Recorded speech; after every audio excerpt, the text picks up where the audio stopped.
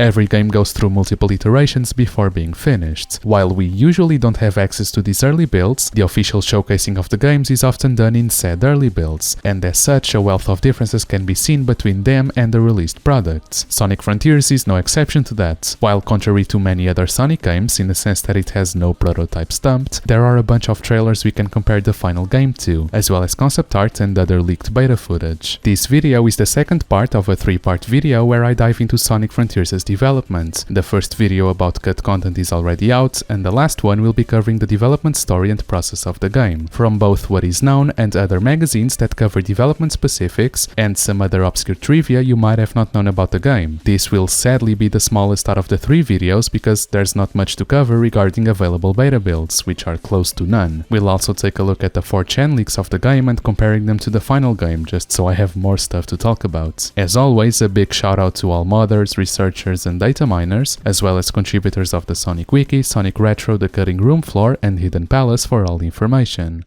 Anyways, the game was officially revealed at the Game Awards 2021 in December, with the official Sonic Frontiers title, whereas the working name was Sonic Rangers, which was seen on Sega's press site and is also proven by the game files themselves. The trailer showcases scenic shots of Kronos Island, although parts of Ray and Oranos are also seen, as they were all the same landmass at this point. The biggest difference between this version and the final besides that one is that there are literally no objects seen anywhere. This trailer most likely showcases the W1R01 layout I covered in the previous video, which is the oldest object layout for the unsplit Kronos Island and barely features any objects too. Giganto is much larger than it is in the final game, obviously for cinematic reasons, and has some purple highlights which are completely removed from its final design. The location in which it's seen is also completely different from the one you fight it, as there's a tower in the background and there are more trees around. While this doesn't resemble the area in Ray Island where its arena is, it does look kind of like Supreme's arena, which is where you'd originally fight with Giganto, but more on that later. An early version of the logo is also seen, simply showing plain text and not being finished at all. Nothing more would be shown of the game until June of 2022, where IGN was given the exclusive privilege of showcasing gameplay of Frontiers with 2 videos. The first shows off basic exploration and puzzles on Kronos Island, and the second one showcases the combat. The build shown here is from an earlier point in development compared to the one reviewers were allowed to try out at the time, and as such the game looks unpolished in multiple areas. If you were around back then, I'm sure you remember the outcry of people saying the game was gonna suck because the rail switching animation was reversed. It's also relevant to mention that this build already has Kronos split, as Oranos is nowhere to be seen. Firstly, the exploration video. The object layout seen here seems to match the final version for the most part. Some objects are different, but it's not really noticeable besides the following. Tower is missing from the spider web area, and the springs that launch you up to the floating diamond structure are also missing. Of course, no HUD is seen, except for the puzzle and treasure waypoints, but this is in line with most trailers anyways. A very unique thing to this build is that all objects have a unique effect when they are loaded in, which is only used for a handful of objects in the final game, such as objects that are revealed through puzzle completion and some platforms. The speedline effect for when Sonic boosts is toned down compared to the final game, as they appear less often. And now the combats. In the final game, every attack has some gold sparks coming out of the area Sonic hits. In this build, however, they are absent. Here, Sonic is shown to perform the Cyclone Kick, which is normally only available after freeing Knuckles in Ares Island. While this seems weird, all skills were probably available by default for showcasing reasons. The Sonic Boom move has an impact particle at the end which is absent from the final game. Some sounds are bugged, as basic attacks reuse the homing attack sound effect if used right after it.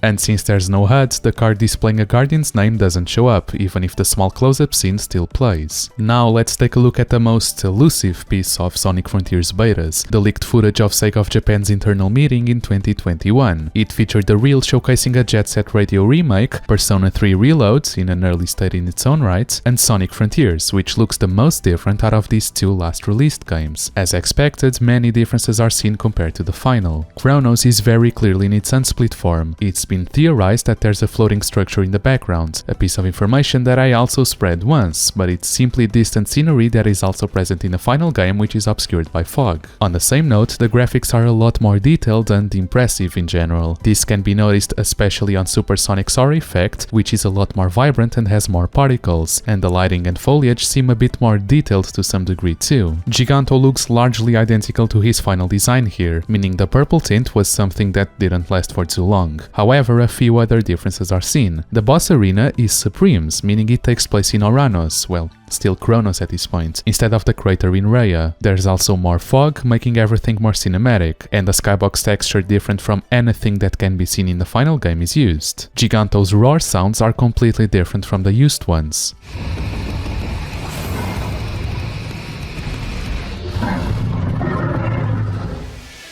A different camera is used for when Supersonic holds Giganto's mouth open after failing to escape the clap and bite counter, and Giganto's back pillars are raised, but he doesn't fire anything out of them. The caterpillar is seen in what would eventually become a forest in Rhea Island, using a black and white color scheme that can only be seen in concept art. It also performs an unused attack called Simple Rotation Bullet, which I covered in the previous video, that, much like the black and white color scheme, was restored for Final Horizon. The caterpillar also only appears in Oranos in the final game, and the music used here can never be heard in the final game. It sounds like an instrumental version of Break Through It All, although it also sounds a bit different from it, suggesting it might be some kind of early version.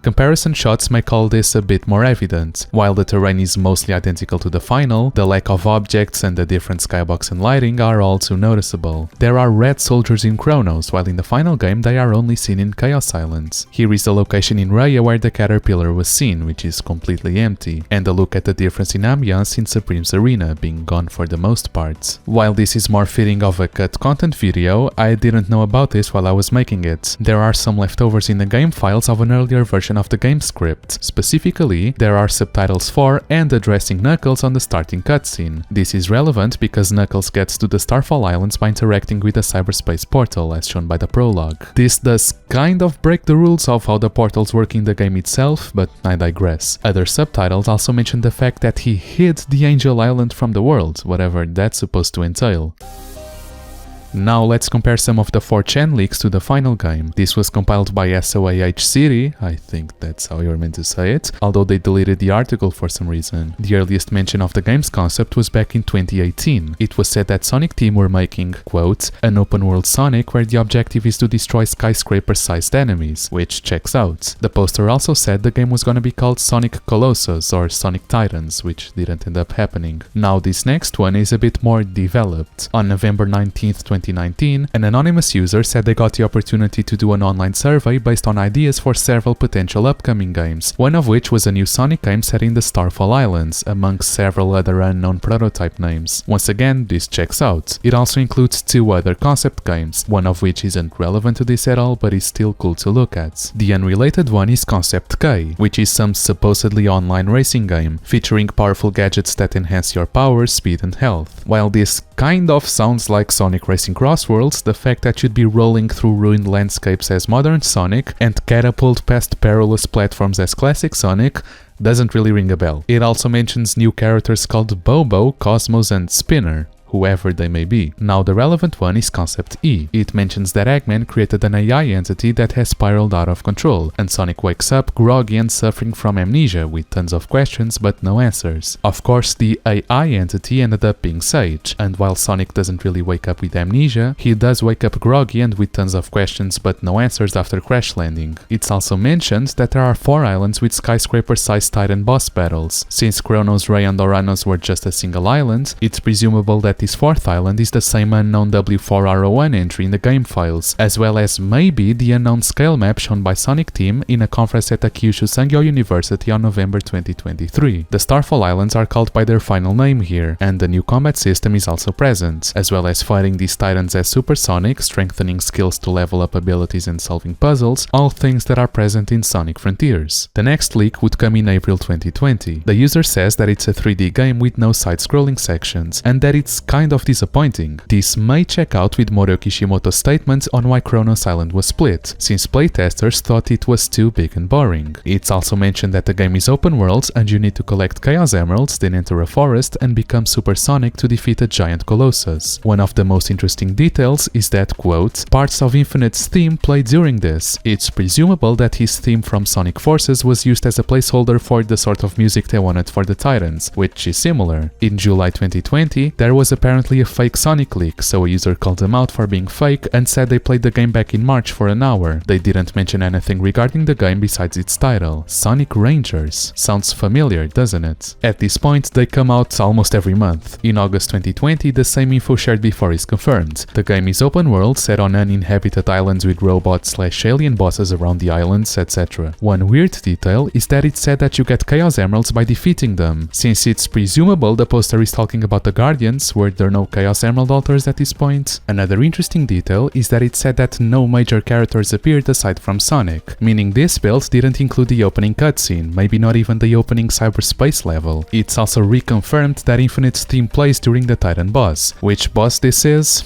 Who knows, it might be Giganto or not. If it wasn't in Reyes Arena, and if it was in Reyes Arena, it had to be a different Titan. In September 2020, more info is shared due to another fake leak debunking. The only thing new here is the mention of a blur mechanic. It might be referring to the Psy loop, but who knows. In November 2020, another debunking was done. The only interesting thing to mention is that the poster thought it felt like they were going back to 06, but mixed with Breath of the Wild, and it seems like the playtesters were all worried about that. I don't really understand what part of it felt like 06, so I can only speculate that maybe the hub worlds felt a bit empty. And now the biggest leak of them all, the one posted in January 2021. Despite the leaker not really enjoying the game, there are a lot of details here that are new, and all of them are seen in the final game, such as an open world populated with small enemies, puzzles, a skill tree, lock-on attacks, spread out bosses, going to cyberspace, etc. However, even these have small differences. Firstly, the Psy loop is referred to as the spin cycle. The Guardians would drop orbs instead of gears. Beating cyberspace levels within a certain time would give you Chaos Emeralds instead of Vault Keys. After getting all emeralds, you cut through a thick fog in the open world. This probably means you were fighting Giganto in what would become Uranus Island, considering what we've seen from the leaked footage. However, this Titan is referred to as a gigantic tree robot. I'd guess that the description isn't accurate at all, instead of it being a different boss. It's also said that a ghost girl, evidently Sage, refills your ring count, which doesn't happen in the final game. The game was also still called Sonic Rangers. Another comment mentions that there are, quote, Korok ripoffs that are little rocks, and you'd give them to a big rock guy at the top of a tower with grind rails. Evidently, he's talking about Coco's, the Elder Coco, and the tower that oversees Chronos on the east side. However, the Elder Coco's location in the final is completely different from what is described here. Other leaks aren't from 4chan anymore, but rather from official sources. The Gamer and Polygon mentioned the name Sonic Rangers taken from Sega's press release, and the teaser trailer shown at Sonic Central confirmed the title in its metadata. And lastly, on the same note, supposedly there was a survey sponsored by Sonic Team in October 2021 asking how fans would feel about multiple Sonic titles, including Sonic Frontiers.